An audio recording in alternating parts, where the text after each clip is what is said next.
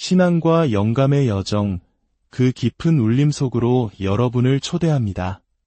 오늘 우리는 부와 명예를 뒤로하고 겸손과 단순함, 그리고 하느님을 향한 헌신적인 삶을 선택한 한 위대한 영혼, 아시시의 성 프란치스코의 특별한 생애를 따라가 봅니다. 이야기를 시작하기에 앞서 잠시 주님의 은총을 나누는 시간을 갖고자 합니다. 만약 오늘 이 이야기가 여러분의 마음에 작은 울림이라도 준다면 좋아요와 구독을 통해 저희에게 큰 힘을 실어주시고 이 은혜로운 이야기를 더 많은 이들과 함께 나누어 주십시오. 여러분의 작은 손길 하나하나가 저희에게는 주님의 축복과도 같습니다. 이 음성을 듣는 모든 분들께 하느님의 평화가 함께하기를 기도합니다. 성 프란치스코의 기적적인 만남들부터 자연과 가난한 이들을 향한 그의 끝없는 사랑에 이르기까지 그의 유산은 오늘날까지도 수백만의 사람들을 성화의 길로 이끌고 있습니다.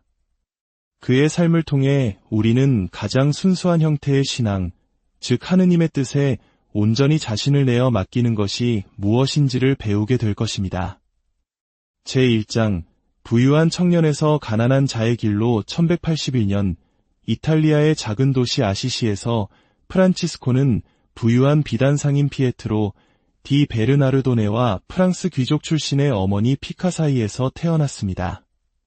아버지의 막대한 부 덕분에 그의 유년 시절은 안락함과 사치, 그리고 높은 사회적 지위로 가득했습니다.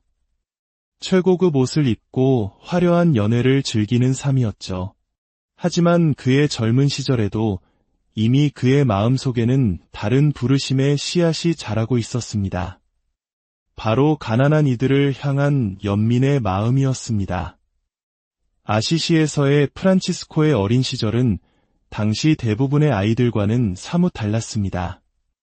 그의 아버지는 대를 이어 부와 땅을 물려받은 귀족이 아니라 오직 자신의 힘으로 성공한 자수성가형 상인이었습니다. 최고급 옷감을 거래하며 아시시에서 가장 부유한 사람 중 한 명이 되었죠.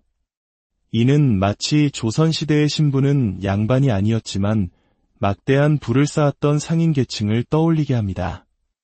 이러한 환경 속에서 자란 프란치스코는 부유했지만 동시에 신분이 아닌 노력으로 지위를 쌓아 올리는 상인 계층의 치열한 경쟁의 세계 또한 목격했습니다. 반면 프랑스 귀족 가문 출신이었던 그의 어머니는 가정에 다른 시각을 불어넣었습니다. 그녀는 깊은 신앙심을 지닌 여인이었고 어린 프란치스코의 영성에 지대한 영향을 미쳤을 것입니다. 프란치스코가 자선, 연민, 그리고 하느님에 대한 봉사의 미덕을 처음 배운 것은 바로 어머니로부터였을 가능성이 큽니다. 어린 시절 프란치스코는 활기차고 카리스마 넘치며 친구들 사이에서 인기가 많은 요즘 말로 하면 핵인싸와 같은 존재였습니다. 전쟁과 정치 기술을 배우던 귀족 자제들과 달리 그는 음악과 시, 그리고 멋진 옷을 사랑했습니다. 유머 감각이 넘치고 매력적이었던 그는 언제나 사람들의 주목을 받았습니다.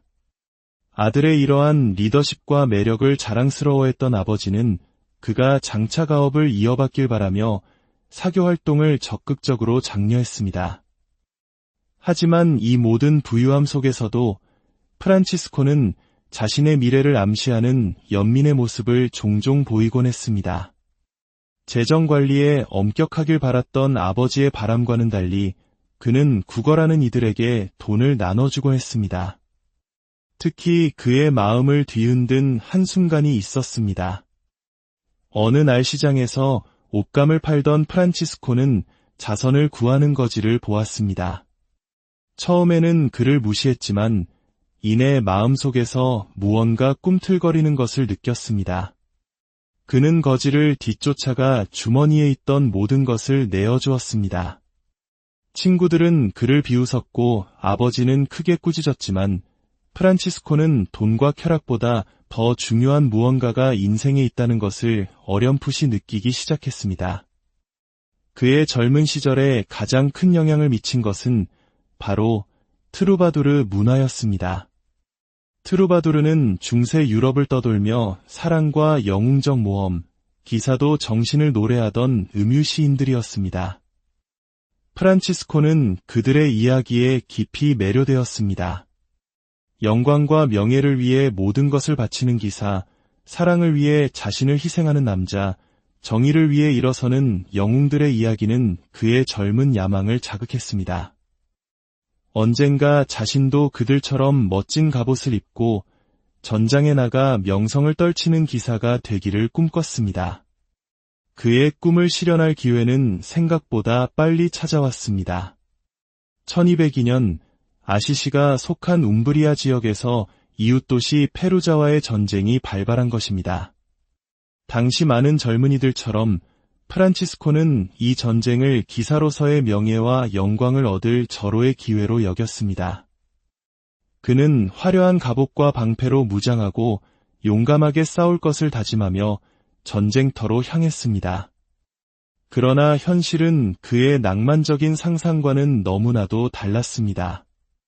아시시 군대는 페루자에게 참패했고 프란치스코는 포로로 잡히고 말았습니다. 그는 페루자의 차가운 감옥에서 1년이라는 긴 시간을 보내며 질병과 절망 속에서 극심한 고통을 겪었습니다.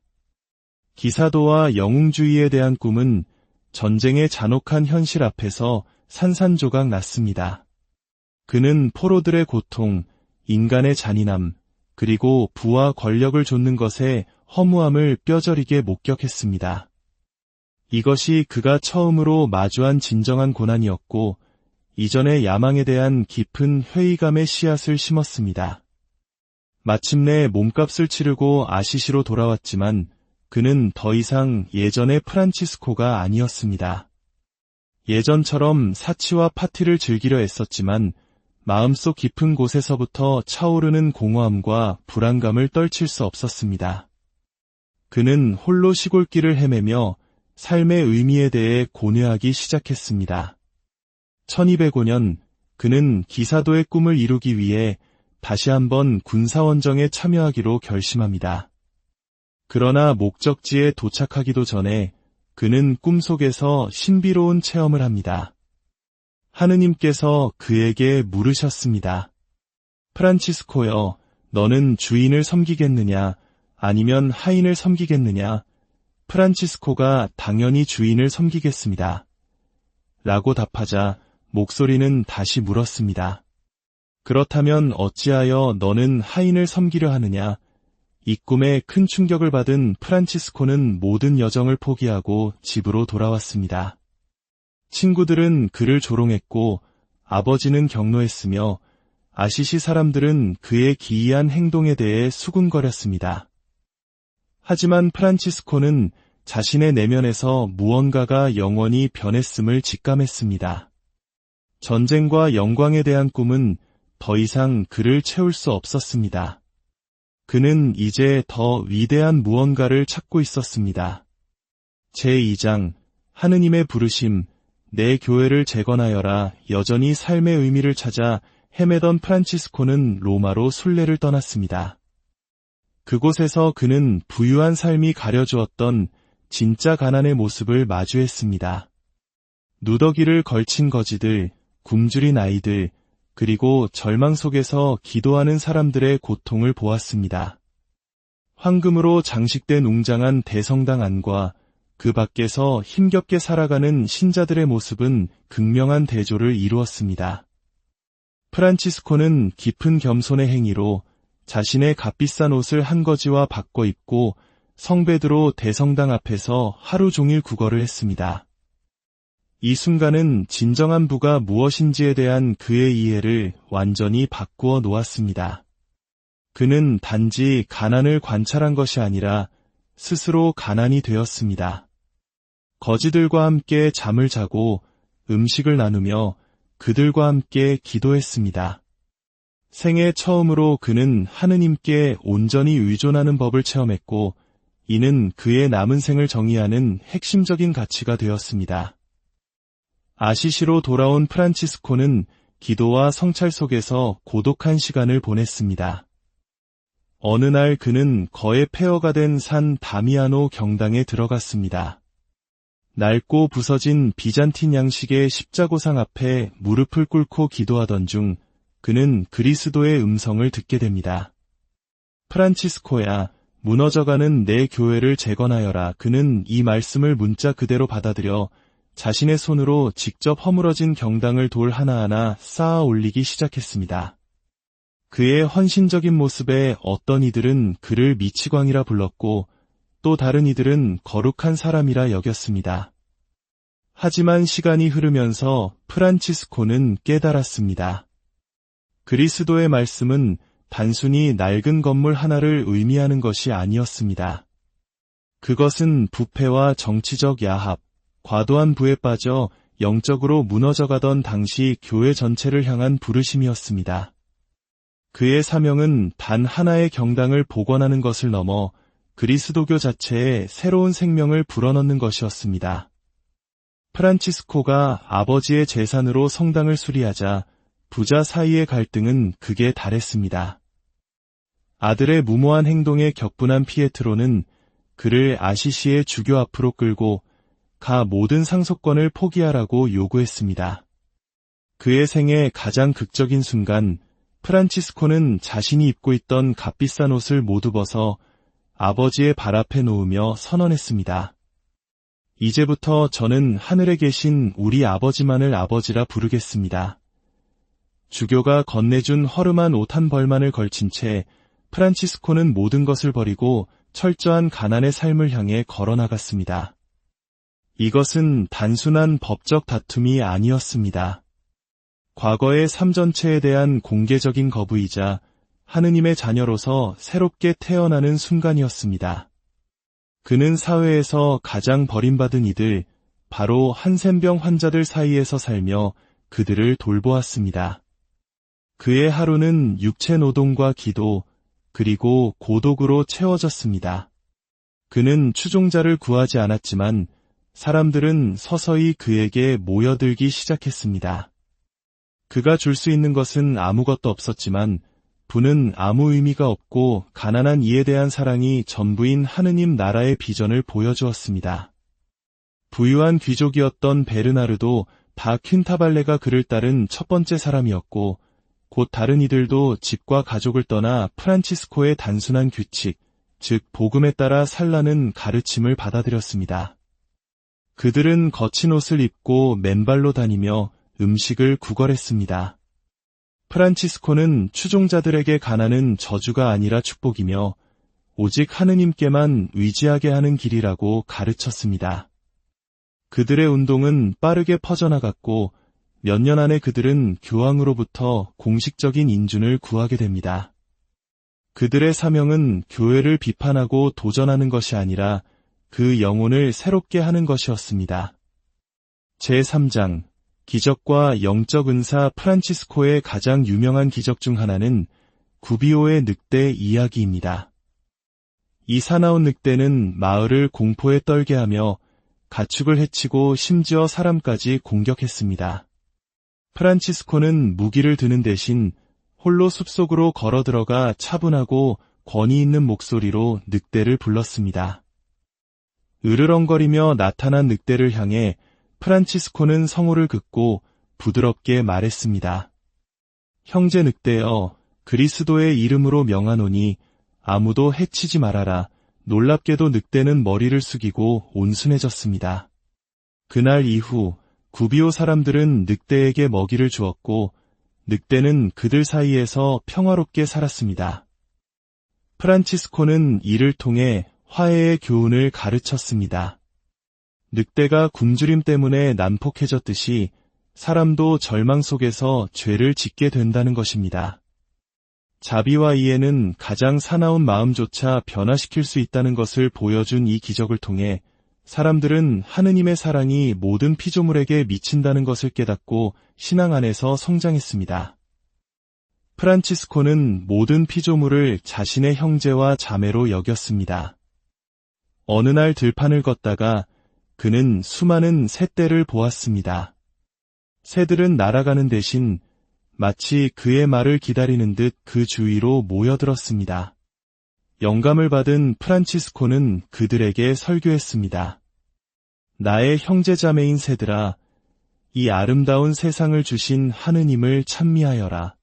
그분은 너희에게 날 수 있는 깃털과 먹을 음식, 쉴 수 있는 둥지를 주셨으니 그분의 선하심에 감사드려라. 새들은 그가 말을 마칠 때까지 조용히 귀를 기울였고 설교가 끝나자 기쁨에 찬 조화로운 소리를 내며 날아올랐습니다. 그의 사명은 말에만 그치지 않았습니다. 그는 아픈 이들을 치유하고 소외된 이들을 돌보았습니다. 특히 당시 저주받은 존재로 여겨져 격리되어 살아야 했던 한센병 환자들을 향한 그의 연민은 놀라웠습니다. 한국 역사 속에서 한센병 환우들이 겪었던 사회적 낙인과 고통을 떠올려 본다면 그의 행동이 얼마나 혁명적이었는지 짐작할 수 있습니다. 그는 한센병 환자 거주지로 다가가 온몸이 상처로 뒤덮인 한 남자를 끌어안고 그의 손에 입을 맞추었습니다. 그러자 놀랍게도 그 남자의 병이 치유되었습니다. 이 사랑의 행위는 프란치스코 자신 또한 변화시켰습니다. 한때 그가 두려워했던 존재들을 섬기는 것에서 이제 그는 기쁨을 찾게 되었습니다. 세월이 흘러 그의 육신은 쇠약해졌지만 그의 영혼은 더욱 빛났습니다. 죽음을 앞두고 그는 모든 피조물을 찬미하는 유명한 태양의 창가를 지었습니다.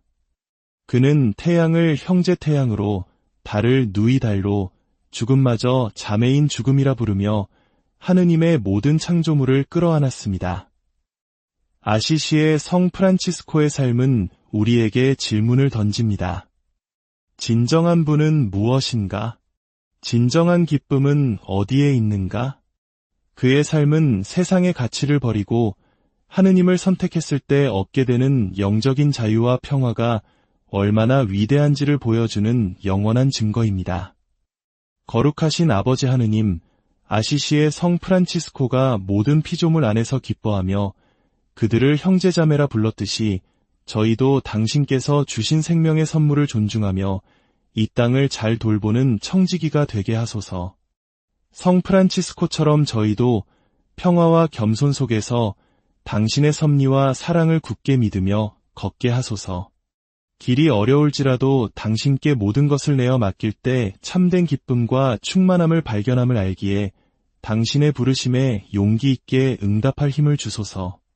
우리 주 그리스도를 통하여 비나이다. 신앙과 영감의 여정, 그 깊은 울림 속으로 여러분을 초대합니다. 오늘 우리는 부와 명예를 뒤로하고 겸손과 단순함, 그리고 하느님을 향한 헌신적인 삶을 선택한 한 위대한 영혼, 아시시의 성 프란치스코의 특별한 생애를 따라가 봅니다. 이야기를 시작하기에 앞서 잠시 주님의 은총을 나누는 시간을 갖고자 합니다. 만약 오늘 이 이야기가 여러분의 마음에 작은 울림이라도 준다면 좋아요와 구독을 통해 저희에게 큰 힘을 실어주시고 이 은혜로운 이야기를 더 많은 이들과 함께 나누어 주십시오. 여러분의 작은 손길 하나하나가 저희에게는 주님의 축복과도 같습니다. 이 음성을 듣는 모든 분들께 하느님의 평화가 함께하기를 기도합니다. 성 프란치스코의 기적적인 만남들부터 자연과 가난한 이들을 향한 그의 끝없는 사랑에 이르기까지 그의 유산은 오늘날까지도 수백만의 사람들을 성화의 길로 이끌고 있습니다. 그의 삶을 통해 우리는 가장 순수한 형태의 신앙, 즉 하느님의 뜻에 온전히 자신을 내어 맡기는 것이 무엇인지를 배우게 될 것입니다. 제1장 부유한 청년에서 가난한 자의 길로 1181년 이탈리아의 작은 도시 아시시에서 프란치스코는 부유한 비단상인 피에트로 디 베르나르도네와 프랑스 귀족 출신의 어머니 피카 사이에서 태어났습니다. 아버지의 막대한 부 덕분에 그의 유년 시절은 안락함과 사치, 그리고 높은 사회적 지위로 가득했습니다. 최고급 옷을 입고 화려한 연애를 즐기는 삶이었죠. 하지만 그의 젊은 시절에도 이미 그의 마음속에는 다른 부르심의 씨앗이 자라고 있었습니다. 바로 가난한 이들을 향한 연민의 마음이었습니다. 아시시에서의 프란치스코의 어린 시절은 당시 대부분의 아이들과는 사뭇 달랐습니다. 그의 아버지는 대를 이어 부와 땅을 물려받은 귀족이 아니라 오직 자신의 힘으로 성공한 자수성가형 상인이었습니다. 최고급 옷감을 거래하며 아시시에서 가장 부유한 사람 중 한 명이 되었죠. 이는 마치 조선시대의 신분은 양반이 아니었지만 막대한 부를 쌓았던 상인 계층을 떠올리게 합니다. 이러한 환경 속에서 자란 프란치스코는 부유했지만 동시에 신분이 아닌 노력으로 지위를 쌓아 올리는 상인 계층의 치열한 경쟁의 세계 또한 목격했습니다. 반면 프랑스 귀족 가문 출신이었던 그의 어머니는 가정에 다른 시각을 불어넣었습니다. 그녀는 깊은 신앙심을 지닌 여인이었고 어린 프란치스코의 영성에 지대한 영향을 미쳤을 것입니다. 프란치스코가 자선, 연민, 그리고 하느님에 대한 봉사의 미덕을 처음 배운 것은 바로 어머니로부터였을 가능성이 큽니다. 어린 시절 프란치스코는 활기차고 카리스마 넘치며 친구들 사이에서 인기가 많은 요즘 말로 하면 핵인싸와 같은 존재였습니다. 전쟁과 정치 기술을 배우던 귀족 자제들과 달리 그는 음악과 시, 그리고 멋진 옷을 사랑했습니다. 유머 감각이 넘치고 매력적이었던 그는 언제나 사람들의 주목을 받았습니다. 아들의 이러한 리더십과 매력을 자랑스러워했던 아버지는 그가 장차 가업을 이어받길 바라며 사교 활동을 적극적으로 장려했습니다. 하지만 이 모든 부유함 속에서도 프란치스코는 자신의 미래를 암시하는 연민의 모습을 종종 보이곤 했습니다. 재정 관리에 엄격하길 바랐던 아버지의 바람과는 달리 그는 구걸하는 이들에게 돈을 나눠주곤 했습니다. 특히 그의 마음을 뒤흔든 한순간이 있었습니다. 어느 날 시장에서 옷감을 팔던 프란치스코는 자선을 구하는 거지를 보았습니다. 처음에는 그를 무시했지만 이내 마음속에서 무언가 꿈틀거리는 것을 느꼈습니다. 그는 거지를 뒤쫓아가 주머니에 있던 모든 것을 내어주었습니다. 친구들은 그를 비웃었고 아버지는 크게 꾸짖었지만 프란치스코는 돈과 쾌락보다 더 중요한 무언가가 인생에 있다는 것을 어렴풋이 느끼기 시작했습니다.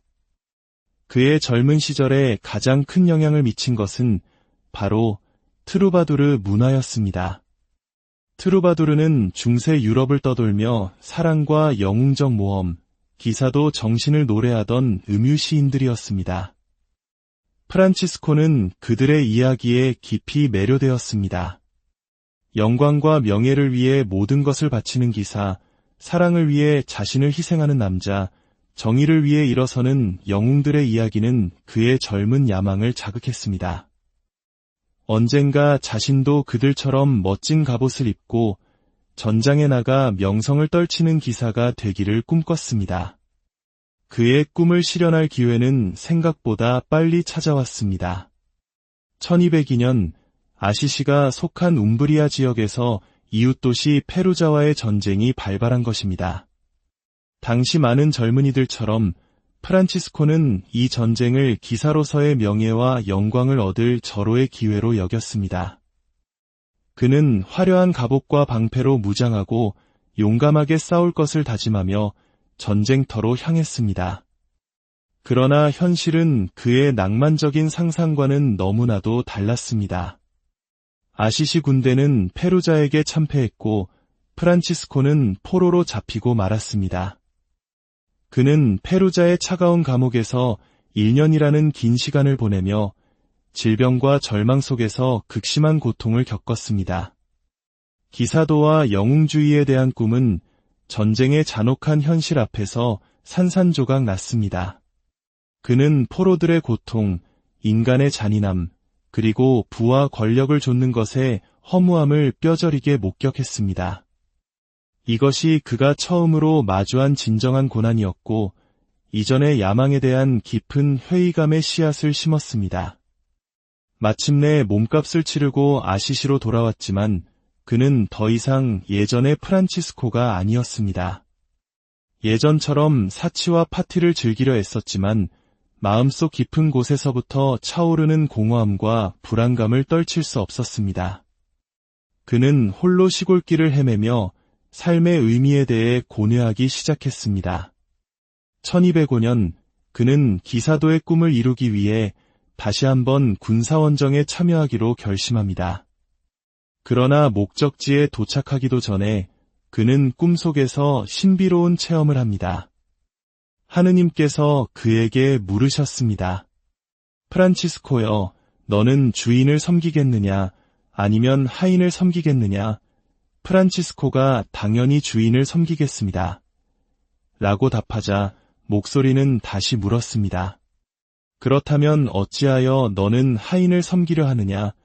이 꿈에 큰 충격을 받은 프란치스코는 모든 여정을 포기하고 집으로 돌아왔습니다. 친구들은 그를 조롱했고 아버지는 경로했으며 아시시 사람들은 그의 기이한 행동에 대해 수군거렸습니다. 하지만 프란치스코는 자신의 내면에서 무언가가 영원히 변했음을 직감했습니다. 전쟁과 영광에 대한 꿈은 더 이상 그를 채울 수 없었습니다. 그는 이제 더 위대한 무언가를 찾고 있었습니다. 제2장 하느님의 부르심, 내 교회를 재건하여라. 여전히 삶의 의미를 찾아 헤매던 프란치스코는 로마로 순례를 떠났습니다. 그곳에서 그는 부유한 삶이 가려주었던 진짜 가난의 모습을 마주했습니다. 누더기를 걸친 거지들, 굶주린 아이들, 그리고 절망 속에서 기도하는 사람들의 고통을 보았습니다. 황금으로 장식된 웅장한 대성당 안과 그 밖에서 힘겹게 살아가는 신자들의 모습은 극명한 대조를 이루었습니다. 프란치스코는 깊은 겸손의 행위로 자신의 값비싼 옷을 한 거지와 바꿔 입고 성베드로 대성당 앞에서 하루 종일 구걸을 했습니다.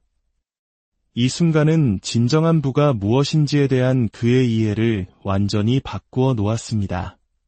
그는 단지 가난을 관찰한 것이 아니라 스스로 가난이 되었습니다. 거지들과 함께 잠을 자고 음식을 나누며 그들과 함께 기도했습니다. 생애 처음으로 그는 하느님께 온전히 의존하는 법을 체험했고 이는 그의 남은 생을 정의하는 핵심적인 가치가 되었습니다. 아시시로 돌아온 프란치스코는 기도와 성찰 속에서 고독한 시간을 보냈습니다. 어느 날 그는 거의 폐허가 된 산 다미아노 경당에 들어갔습니다. 낡고 부서진 비잔틴 양식의 십자고상 앞에 무릎을 꿇고 기도하던 중 그는 그리스도의 음성을 듣게 됩니다. 프란치스코야, 무너져가는 내 교회를 재건하여라. 그는 이 말씀을 문자 그대로 받아들여 자신의 손으로 직접 허물어진 경당을 돌 하나하나 쌓아 올리기 시작했습니다. 그의 헌신적인 모습에 어떤 이들은 그를 미치광이라 불렀고 또 다른 이들은 거룩한 사람이라 여겼습니다. 하지만 시간이 흐르면서 프란치스코는 깨달았습니다. 그리스도의 말씀은 단순히 낡은 건물 하나를 의미하는 것이 아니었습니다. 그것은 부패와 정치적 야합, 과도한 부에 빠져 영적으로 무너져가던 당시 교회 전체를 향한 부르심이었습니다. 그의 사명은 단 하나의 경당을 복원하는 것을 넘어 그리스도교 자체에 새로운 생명을 불어넣는 것이었습니다. 프란치스코가 아버지의 재산으로 성당을 수리하자 부자 사이의 갈등은 극에 달했습니다. 아들의 무모한 행동에 격분한 피에트로는 그를 아시시의 주교 앞으로 끌고 가 모든 상속권을 포기하라고 요구했습니다. 그의 생애 가장 극적인 순간 프란치스코는 자신이 입고 있던 값비싼 옷을 모두 벗어 아버지의 발 앞에 놓으며 선언했습니다. 이제부터 저는 하늘에 계신 우리 아버지만을 아버지라 부르겠습니다. 주교가 건네준 허름한 옷 한 벌만을 걸친 채 프란치스코는 모든 것을 버리고 철저한 가난의 삶을 향해 걸어나갔습니다. 이것은 단순한 법적 다툼이 아니었습니다.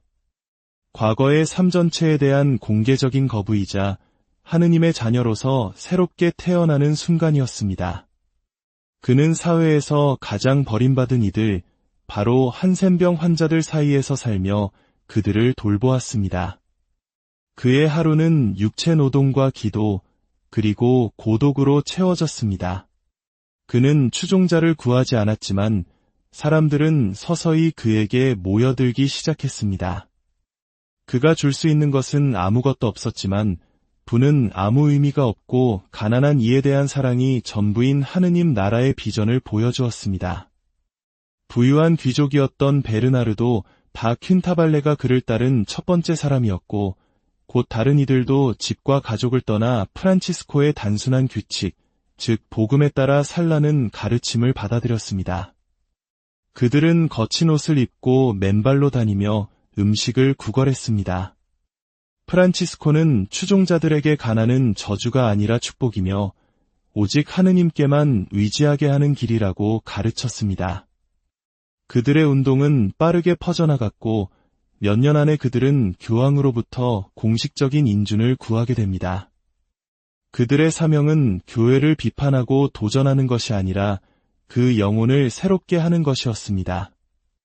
제3장 기적과 영적 은사. 프란치스코의 가장 유명한 기적 중 하나는 구비오의 늑대 이야기입니다.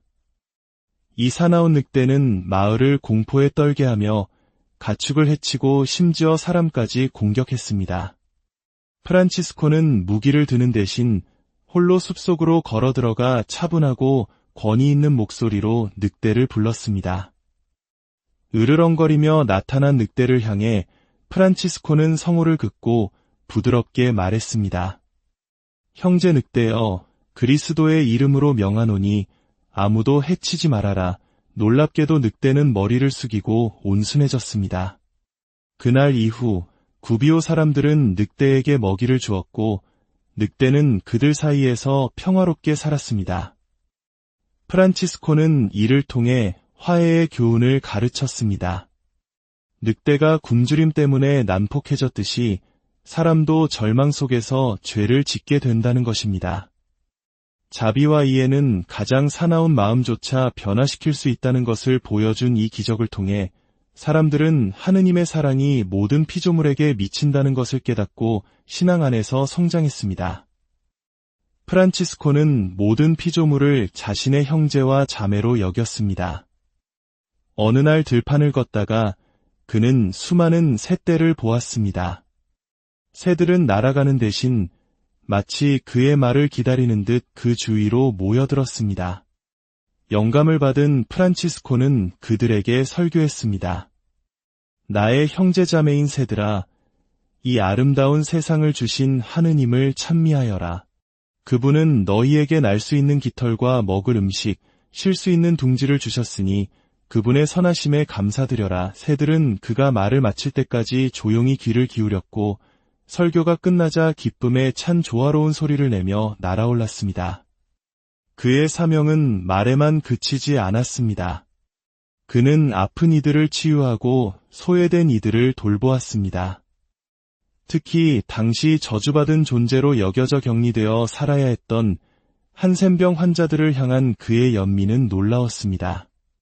한국 역사 속에서 한센병 환우들이 겪었던 사회적 낙인과 고통을 떠올려 본다면 그의 행동이 얼마나 혁명적이었는지 짐작할 수 있습니다. 그는 한센병 환자 거주지로 다가가 온몸이 상처로 뒤덮인 한 남자를 끌어안고 그의 손에 입을 맞추었습니다. 그러자 놀랍게도 그 남자의 병이 치유되었습니다. 이 사랑의 행위는 프란치스코 자신 또한 변화시켰습니다. 한때 그가 두려워했던 존재들을 섬기는 것에서 이제 그는 기쁨을 찾게 되었습니다. 세월이 흘러 그의 육신은 쇠약해졌지만 그의 영혼은 더욱 빛났습니다. 죽음을 앞두고 그는 모든 피조물을 찬미하는 유명한 태양의 창가를 지었습니다. 그는 태양을 형제 태양으로, 달을 누이 달로, 죽음마저 자매인 죽음이라 부르며 하느님의 모든 창조물을 끌어안았습니다. 아시시의 성 프란치스코의 삶은 우리에게 질문을 던집니다. 진정한 부는 무엇인가? 진정한 기쁨은 어디에 있는가? 그의 삶은 세상의 가치를 버리고 하느님을 선택했을 때 얻게 되는 영적인 자유와 평화가 얼마나 위대한지를 보여주는 영원한 증거입니다. 거룩하신 아버지 하느님, 아시시의 성 프란치스코가 모든 피조물 안에서 기뻐하며 그들을 형제자매라 불렀듯이 저희도 당신께서 주신 생명의 선물을 존중하며 이 땅을 잘 돌보는 청지기가 되게 하소서. 성 프란치스코처럼 저희도 평화와 겸손 속에서 당신의 섭리와 사랑을 굳게 믿으며 걷게 하소서. 길이 어려울지라도 당신께 모든 것을 내어 맡길 때 참된 기쁨과 충만함을 발견함을 알기에 당신의 부르심에 용기 있게 응답할 힘을 주소서. 우리 주 그리스도를 통하여 비나이다. 신앙과 영감의 여정, 그 깊은 울림 속으로 여러분을 초대합니다. 오늘 우리는 부와 명예를 뒤로하고 겸손과 단순함, 그리고 하느님을 향한 헌신적인 삶을 선택한 한 위대한 영혼, 아시시의 성 프란치스코의 특별한 생애를 따라가 봅니다. 이야기를 시작하기에 앞서 잠시 주님의 은총을 나누는 시간을 갖고자 합니다. 만약 오늘 이 이야기가 여러분의 마음에 작은 울림이라도 준다면 좋아요와 구독을 통해 저희에게 큰 힘을 실어주시고 이 은혜로운 이야기를 더 많은 이들과 함께 나누어 주십시오. 여러분의 작은 손길 하나하나가 저희에게는 주님의 축복과도 같습니다. 이 음성을 듣는 모든 분들께 하느님의 평화가 함께하기를 기도합니다. 성 프란치스코의 기적적인 만남들부터 자연과 가난한 이들을 향한 그의 끝없는 사랑에 이르기까지 그의 유산은 오늘날까지도 수백만의 사람들을 성화의 길로 이끌고 있습니다. 그의 삶을 통해 우리는 가장 순수한 형태의 신앙, 즉 하느님의 뜻에 온전히 자신을 내어 맡기는 것이 무엇인지를 배우게 될 것입니다. 제1장 부유한 청년에서 가난한 자의 길로 1181년 이탈리아의 작은 도시 아시시에서 프란치스코는 부유한 비단상인 피에트로 디 베르나르도네와 프랑스 귀족 출신의 어머니 피카 사이에서 태어났습니다. 아버지의 막대한 부 덕분에 그의 유년 시절은 안락함과 사치, 그리고 높은 사회적 지위로 가득했습니다. 최고급 옷을 입고 화려한 연애를 즐기는 삶이었죠. 하지만 그의 젊은 시절에도 이미 그의 마음속에는 다른 부르심의 씨앗이 자라고 있었습니다. 바로 가난한 이들을 향한 연민의 마음이었습니다. 아시시에서의 프란치스코의 어린 시절은 당시 대부분의 아이들과는 사뭇 달랐습니다. 그의 아버지는 대를 이어 부와 땅을 물려받은 귀족이 아니라 오직 자신의 힘으로 성공한 자수성가형 상인이었습니다. 최고급 옷감을 거래하며 아시시에서 가장 부유한 사람 중 한 명이 되었죠. 이는 마치 조선시대의 신부는 양반이 아니었지만 막대한 부를 쌓았던 상인 계층을 떠올리게 합니다. 이러한 환경 속에서 자란 프란치스코는 부유했지만 동시에 신분이 아닌 노력으로 지위를 쌓아 올리는 상인 계층의 치열한 경쟁의 세계 또한 목격했습니다. 반면 프랑스 귀족 가문 출신이었던 그의 어머니는 가정에 다른 시각을 불어넣었습니다. 그녀는 깊은 신앙심을 지닌 여인이었고 어린 프란치스코의 영성에 지대한 영향을 미쳤을 것입니다. 프란치스코가 자선, 연민, 그리고 하느님에 대한 봉사의 미덕을 처음 배운 것은 바로 어머니로부터였을 가능성이 큽니다. 어린 시절 프란치스코는 활기차고 카리스마 넘치며 친구들 사이에서 인기가 많은 요즘 말로 하면 핵인싸와 같은 존재였습니다. 전쟁과 정치 기술을 배우던 귀족 자제들과 달리 그는 음악과 시, 그리고 멋진 옷을 사랑했습니다. 유머 감각이 넘치고 매력적이었던 그는 언제나 사람들의 주목을 받았습니다. 아들의 이러한 리더십과 매력을 자랑스러워했던 아버지는 그가 장차 가업을 이어받길 바라며 사교 활동을 적극적으로 장려했습니다. 하지만 이 모든 부유함 속에서도 프란치스코는 자신의 미래를 암시하는 연민의 모습을 종종 보이곤 했습니다.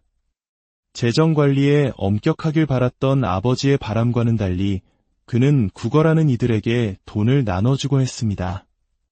특히 그의 마음을 뒤흔든 한순간이 있었습니다. 어느 날 시장에서 옷감을 팔던 프란치스코는 자선을 구하는 거지를 보았습니다. 처음에는 그를 무시했지만 이내 마음속에서 무언가 꿈틀거리는 것을 느꼈습니다. 그는 거지를 뒤쫓아가 주머니에 있던 모든 것을 내어주었습니다. 친구들은 그를 비웃었고 아버지는 크게 꾸짖었지만 프란치스코는 돈과 쾌락보다 더 중요한 무언가가 인생에 있다는 것을 어렴풋이 느끼기 시작했습니다. 그의 젊은 시절에 가장 큰 영향을 미친 것은 바로 트루바두르 문화였습니다. 트루바두르는 중세 유럽을 떠돌며 사랑과 영웅적 모험, 기사도 정신을 노래하던 음유 시인들이었습니다. 프란치스코는 그들의 이야기에 깊이 매료되었습니다. 영광과 명예를 위해 모든 것을 바치는 기사, 사랑을 위해 자신을 희생하는 남자, 정의를 위해 일어서는 영웅들의 이야기는 그의 젊은 야망을 자극했습니다. 언젠가 자신도 그들처럼 멋진 갑옷을 입고 전장에 나가 명성을 떨치는 기사가 되기를 꿈꿨습니다. 그의 꿈을 실현할 기회는 생각보다 빨리 찾아왔습니다. 1202년 아시시가 속한 움브리아 지역에서 이웃도시 페루자와의 전쟁이 발발한 것입니다. 당시 많은 젊은이들처럼 프란치스코는 이 전쟁을 기사로서의 명예와 영광을 얻을 절호의 기회로 여겼습니다. 그는 화려한 갑옷과 방패로 무장하고 용감하게 싸울 것을 다짐하며 전쟁터로 향했습니다. 그러나 현실은 그의 낭만적인 상상과는 너무나도 달랐습니다. 아시시 군대는 페루자에게 참패했고 프란치스코는 포로로 잡히고 말았습니다. 그는 페루자의 차가운 감옥에서 1년이라는 긴 시간을 보내며 질병과 절망 속에서 극심한 고통을 겪었습니다. 기사도와 영웅주의에 대한 꿈은 전쟁의 잔혹한 현실 앞에서 산산조각 났습니다. 그는 포로들의 고통, 인간의 잔인함, 그리고 부와 권력을 좇는 것의 허무함을 뼈저리게 목격했습니다. 이것이 그가 처음으로 마주한 진정한 고난이었고 이전의 야망에 대한 깊은 회의감의 씨앗을 심었습니다. 마침내 몸값을 치르고 아시시로 돌아왔지만 그는 더 이상 예전의 프란치스코가 아니었습니다. 예전처럼 사치와 파티를 즐기려 애썼지만 마음속 깊은 곳에서부터 차오르는 공허함과 불안감을 떨칠 수 없었습니다. 그는 홀로 시골길을 헤매며 삶의 의미에 대해 고뇌하기 시작했습니다. 1205년 그는 기사도의 꿈을 이루기 위해 다시 한번 군사원정에 참여하기로 결심합니다. 그러나 목적지에 도착하기도 전에 그는 꿈속에서 신비로운 체험을 합니다. 하느님께서 그에게 물으셨습니다. 프란치스코여, 너는 주인을 섬기겠느냐, 아니면 하인을 섬기겠느냐? 프란치스코가 당연히 주인을 섬기겠습니다. 라고 답하자 목소리는 다시 물었습니다. 그렇다면 어찌하여 너는 하인을 섬기려 하느냐? 이 꿈에 큰 충격을 받은 프란치스코는 모든 여정을 포기하고 집으로 돌아왔습니다. 친구들은 그를 조롱했고 아버지는 격노했으며 아시시 사람들은 그의 기이한 행동에 대해 수군거렸습니다. 하지만 프란치스코는 자신의 내면에서 무언가가 영원히 변했음을 직감했습니다. 전쟁과 영광에 대한 꿈은 더 이상 그를 채울 수 없었습니다. 그는 이제 더 위대한 무언가를 찾고 있었습니다. 제2장 하느님의 부르심, 내 교회를 재건하여라. 여전히 삶의 의미를 찾아 헤매던 프란치스코는 로마로 순례를 떠났습니다. 그곳에서 그는 부유한 삶이 가려주었던 진짜 가난의 모습을 마주했습니다. 누더기를 걸친 거지들, 굶주린 아이들, 그리고 절망 속에서 기도하는 사람들의 고통을 보았습니다. 황금으로 장식된 웅장한 대성당 안과 그 밖에서 힘겹게 살아가는 신자들의 모습은 극명한 대조를 이루었습니다. 프란치스코는 깊은 겸손의 행위로 자신의 값비싼 옷을 한 거지와 바꿔 입고 성베드로 대성당 앞에서 하루 종일 구걸을 했습니다. 이 순간은 진정한 부가 무엇인지에 대한 그의 이해를 완전히 바꾸어 놓았습니다. 그는 단지 가난을 관찰한 것이 아니라 스스로 가난이 되었습니다. 거지들과 함께 잠을 자고 음식을 나누며 그들과 함께 기도했습니다. 생애 처음으로 그는 하느님께 온전히 의존하는 법을 체험했고, 이는 그의 남은 생을 정의하는 핵심적인 가치가 되었습니다. 아시시로 돌아온 프란치스코는 기도와 성찰 속에서 고독한 시간을 보냈습니다. 어느 날 그는 거의 폐허가 된 산 다미아노 경당에 들어갔습니다. 낡고 부서진 비잔틴 양식의 십자고상 앞에 무릎을 꿇고 기도하던 중 그는 그리스도의 음성을 듣게 됩니다. 프란치스코야, 무너져가는 내 교회를 재건하여라. 그는 이 말씀을 문자 그대로 받아들여 자신의 손으로 직접 허물어진 경당을 돌 하나하나 쌓아 올리기 시작했습니다. 그의 헌신적인 모습에 어떤 이들은 그를 미치광이라 불렀고, 또 다른 이들은 거룩한 사람이라 여겼습니다. 하지만 시간이 흐르면서 프란치스코는 깨달았습니다. 그리스도의 말씀은 단순히 낡은 건물 하나를 의미하는 것이 아니었습니다. 그것은 부패와 정치적 야합, 과도한 부에 빠져 영적으로 무너져가던 당시 교회 전체를 향한 부르심이었습니다. 그의 사명은 단 하나의 경당을 복원하는 것을 넘어 그리스도교 자체에 새로운 생명을 불어넣는 것이었습니다. 프란치스코가 아버지의 재산으로 성당을 수리하자 부자 사이의 갈등은 극에 달했습니다. 아들의 무모한 행동에 격분한 피에트로는 그를 아시시의 주교 앞으로 끌고 가 모든 상속권을 포기하라고 요구했습니다. 그의 생애 가장 극적인 순간, 프란치스코는 자신이 입고 있던 값비싼 옷을 모두 벗어 아버지의 발 앞에 놓으며 선언했습니다. 이제부터 저는 하늘에 계신 우리 아버지만을 아버지라 부르겠습니다. 주교가 건네준 허름한 옷 한 벌만을 걸친 채 프란치스코는 모든 것을 버리고 철저한 가난의 삶을 향해 걸어나갔습니다. 이것은 단순한 법적 다툼이 아니었습니다. 과거의 삶 전체에 대한 공개적인 거부이자 하느님의 자녀로서 새롭게 태어나는 순간이었습니다. 그는 사회에서 가장 버림받은 이들, 바로 한센병 환자들 사이에서 살며 그들을 돌보았습니다. 그의 하루는 육체 노동과 기도, 그리고 고독으로 채워졌습니다. 그는 추종자를 구하지 않았지만 사람들은 서서히 그에게 모여들기 시작했습니다. 그가 줄 수 있는 것은 아무것도 없었지만 부는 아무 의미가 없고 가난한 이에 대한 사랑이 전부인 하느님 나라의 비전을 보여주었습니다. 부유한 귀족이었던 베르나르도 다 퀸타발레가 그를 따른 첫 번째 사람이었고, 곧 다른 이들도 집과 가족을 떠나 프란치스코의 단순한 규칙, 즉 복음에 따라 살라는 가르침을 받아들였습니다. 그들은 거친 옷을 입고 맨발로 다니며 음식을 구걸했습니다. 프란치스코는 추종자들에게 가난은 저주가 아니라 축복이며 오직 하느님께만 의지하게 하는 길이라고 가르쳤습니다. 그들의 운동은 빠르게 퍼져나갔고 몇 년 안에 그들은 교황으로부터 공식적인 인준을 구하게 됩니다. 그들의 사명은 교회를 비판하고 도전하는 것이 아니라 그 영혼을 새롭게 하는 것이었습니다. 제3장 기적과 영적 은사. 프란치스코의 가장 유명한 기적 중 하나는 구비오의 늑대 이야기입니다. 이 사나운 늑대는 마을을 공포에 떨게 하며 가축을 해치고 심지어 사람까지 공격했습니다. 프란치스코는 무기를 드는 대신 홀로 숲속으로 걸어 들어가 차분하고 권위 있는 목소리로 늑대를 불렀습니다. 으르렁거리며 나타난 늑대를 향해 프란치스코는 성호를 긋고 부드럽게 말했습니다.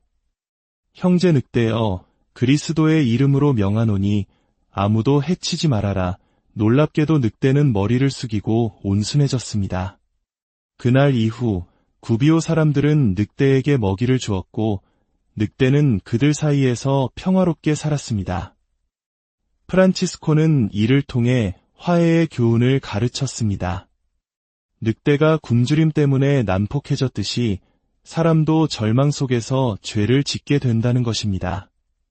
자비와 이해는 가장 사나운 마음조차 변화시킬 수 있다는 것을 보여준 이 기적을 통해 사람들은 하느님의 사랑이 모든 피조물에게 미친다는 것을 깨닫고 신앙 안에서 성장했습니다. 프란치스코는 모든 피조물을 자신의 형제와 자매로 여겼습니다. 어느 날 들판을 걷다가 그는 수많은 새떼를 보았습니다. 새들은 날아가는 대신 마치 그의 말을 기다리는 듯 그 주위로 모여들었습니다. 영감을 받은 프란치스코는 그들에게 설교했습니다. 나의 형제자매인 새들아, 이 아름다운 세상을 주신 하느님을 찬미하여라. 그분은 너희에게 날 수 있는 깃털과 먹을 음식, 쉴 수 있는 둥지를 주셨으니 그분의 선하심에 감사드려라. 새들은 그가 말을 마칠 때까지 조용히 귀를 기울였고 설교가 끝나자 기쁨에 찬 조화로운 소리를 내며 날아올랐습니다. 그의 사명은 말에만 그치지 않았습니다. 그는 아픈 이들을 치유하고 소외된 이들을 돌보았습니다. 특히 당시 저주받은 존재로 여겨져 격리되어 살아야 했던 한센병 환자들을 향한 그의 연민은 놀라웠습니다. 한국 역사 속에서 한센병 환우들이 겪었던 사회적 낙인과 고통을 떠올려 본다면 그의 행동이 얼마나 혁명적이었는지 짐작할 수 있습니다. 그는 한센병 환자 거주지로 다가가 온몸이 상처로 뒤덮인 한 남자를 끌어안고 그의 손에 입을 맞추었습니다. 그러자 놀랍게도 그 남자의 병이 치유되었습니다. 이 사랑의 행위는 프란치스코 자신 또한 변화시켰습니다. 한때 그가 두려워했던 존재들을 섬기는 것에서 이제 그는 기쁨을 찾게 되었습니다. 세월이 흘러 그의 육신은 쇠약해졌지만 그의 영혼은 더욱 빛났습니다. 죽음을 앞두고 그는 모든 피조물을 찬미하는 유명한 태양의 창가를 지었습니다. 그는 태양을 형제 태양으로, 달을 누이 달로, 죽음마저 자매인 죽음이라 부르며 하느님의 모든 창조물을 끌어안았습니다. 아시시의 성 프란치스코의 삶은 우리에게 질문을 던집니다. 진정한 부는 무엇인가? 진정한 기쁨은 어디에 있는가? 그의 삶은 세상의 가치를 버리고 하느님을 선택했을 때 얻게 되는 영적인 자유와 평화가 얼마나 위대한지를 보여주는 영원한 증거입니다. 거룩하신 아버지 하느님, 아시시의 성 프란치스코가 모든 피조물 안에서 기뻐하며 그들을 형제자매라 불렀듯이 저희도 당신께서 주신 생명의 선물을 존중하며 이 땅을 잘 돌보는 청지기가 되게 하소서. 성 프란치스코처럼 저희도 평화와 겸손 속에서 당신의 섭리와 사랑을 굳게 믿으며 걷게 하소서. 길이 어려울지라도 당신께 모든 것을 내어 맡길 때 참된 기쁨과 충만함을 발견함을 알기에 당신의 부르심에 용기 있게 응답할 힘을 주소서. 우리 주 그리스도를 통하여 비나이다. 신앙과 영감의 여정, 그 깊은 울림 속으로 여러분을 초대합니다. 오늘 우리는 부와 명예를 뒤로하고 겸손과 단순함, 그리고 하느님을 향한 헌신적인 삶을 선택한 한 위대한 영혼, 아시시의 성 프란치스코의 특별한 생애를 따라가 봅니다. 이야기를 시작하기에 앞서 잠시 주님의 은총을 나누는 시간을 갖고자 합니다. 만약 오늘 이 이야기가 여러분의 마음에 작은 울림이라도 준다면 좋아요와 구독을 통해 저희에게 큰 힘을 실어주시고 이 은혜로운 이야기를 더 많은 이들과 함께 나누어 주십시오. 여러분의 작은 손길 하나하나가 저희에게는 주님의 축복과도 같습니다. 이 음성을 듣는 모든 분들께 하느님의 평화가 함께하기를 기도합니다. 성 프란치스코의 기적적인 만남들부터 자연과 가난한 이들을 향한 그의 끝없는 사랑에 이르기까지 그의 유산은 오늘날까지도 수백만의 사람들을 성화의 길로 이끌고 있습니다. 그의 삶을 통해 우리는 가장 순수한 형태의 신앙, 즉 하느님의 뜻에 온전히 자신을 내어 맡기는 것이 무엇인지를 배우게 될 것입니다. 제1장 부유한 청년에서 가난한 자의 길로 1181년 이탈리아의 작은 도시 아시시에서 프란치스코는 부유한 비단 상인 피에트로 디 베르나르도네와 프랑스 귀족 출신의 어머니 피카 사이에서 태어났습니다. 아버지의 막대한 부 덕분에 그의 유년 시절은 안락함과 사치, 그리고 높은 사회적 지위로 가득했습니다. 최고급 옷을 입고 화려한 연애를 즐기는 삶이었죠. 하지만 그의 젊은 시절에도 이미 그의 마음속에는 다른 부르심의 씨앗이 자라고 있었습니다. 바로 가난한 이들을 향한 연민의 마음이었습니다. 아시시에서의 프란치스코의 어린 시절은 당시 대부분의 아이들과는 사뭇 달랐습니다. 그의 아버지는 대를 이어 부와 땅을 물려받은 귀족이 아니라 오직 자신의 힘으로 성공한 자수성가형 상인이었습니다. 최고급 옷감을 거래하며 아시시에서 가장 부유한 사람 중 한 명이 되었죠. 이는 마치 조선시대의 신부는 양반이 아니었지만 막대한 부를 쌓았던 상인 계층을 떠올리게 합니다. 이러한 환경 속에서 자란 프란치스코는 부유했지만 동시에 신분이 아닌 노력으로 지위를 쌓아 올리는 상인 계층의 치열한 경쟁의 세계 또한 목격했습니다. 반면 프랑스 귀족 가문 출신이었던 그의 어머니는 가정에 다른 시각을 불어넣었습니다. 그녀는 깊은 신앙심을 지닌 여인이었고 어린 프란치스코의 영성에 지대한 영향을 미쳤을 것입니다. 프란치스코가 자선, 연민, 그리고 하느님에 대한 봉사의 미덕을 처음 배운 것은 바로 어머니로부터였을 가능성이 큽니다. 어린 시절 프란치스코는 활기차고 카리스마 넘치며 친구들 사이에서 인기가 많은 요즘 말로 하면 핵인싸와 같은 존재였습니다.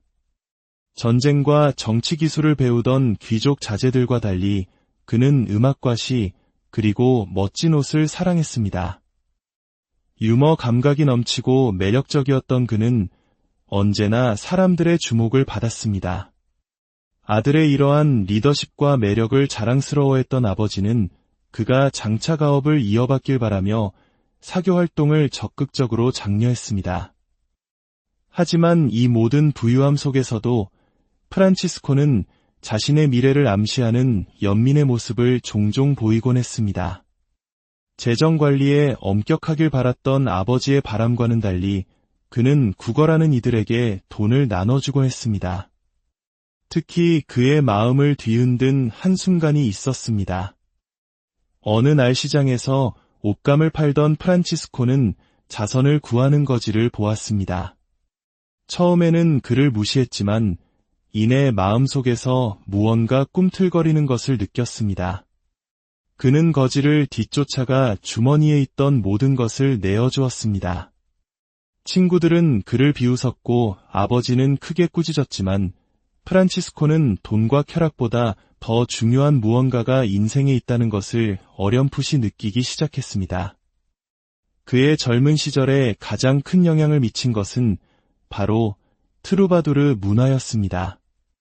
트루바두르는 중세 유럽을 떠돌며 사랑과 영웅적 모험, 기사도 정신을 노래하던 음유 시인들이었습니다.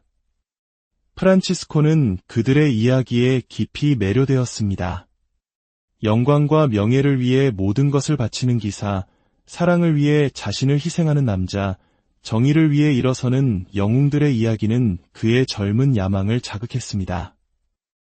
언젠가 자신도 그들처럼 멋진 갑옷을 입고 전장에 나가 명성을 떨치는 기사가 되기를 꿈꿨습니다. 그의 꿈을 실현할 기회는 생각보다 빨리 찾아왔습니다. 1202년 아시시가 속한 움브리아 지역에서 이웃도시 페루자와의 전쟁이 발발한 것입니다. 당시 많은 젊은이들처럼 프란치스코는 이 전쟁을 기사로서의 명예와 영광을 얻을 절호의 기회로 여겼습니다. 그는 화려한 갑옷과 방패로 무장하고 용감하게 싸울 것을 다짐하며 전쟁터로 향했습니다.